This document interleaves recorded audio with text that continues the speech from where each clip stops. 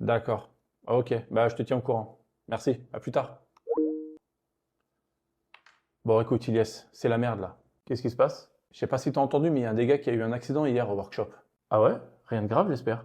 Non, rien de grave, heureusement, mais bon, c'est quand même le troisième en 2 mois. Donc on a reçu un mail du client et il veut nous voir demain matin pour parler des problèmes de safety.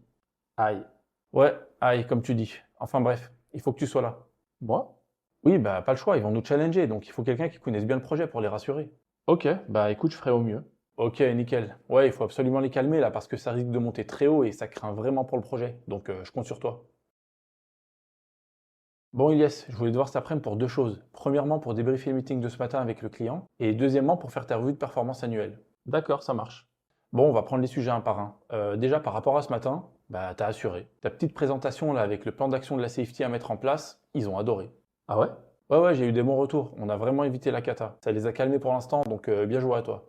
Super, je suis content alors. Et bah, à ce propos, les actions que tu as évoquées pendant le meeting, j'aimerais que tu les mettes en place. C'est pas la responsabilité du chef d'équipe normalement? Justement, c'est la deuxième bonne nouvelle de la journée. J'ai parlé avec les RH et on voudrait te proposer le poste de team leader. Sérieux? C'est une promotion? T'as prouvé que t'en étais largement capable, donc félicitations. Waouh, je m'y attendais vraiment pas. Bah écoute, merci beaucoup pour ta confiance, je suis très content. Eh bah c'est super tout ça. Du coup, comment est-ce que ça va se passer? Bah de mon côté, je vais confirmer tout ça avec les RH et puis c'est parti. Et donc ils vont me faire une offre?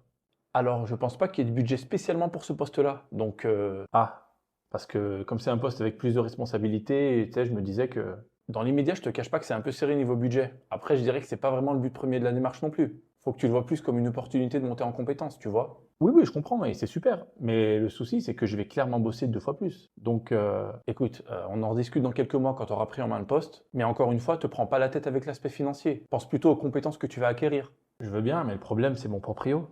Comment ça, ton proprio? Je vois pas le rapport. Bah, il accepte pas les compétences comme moyen de paiement.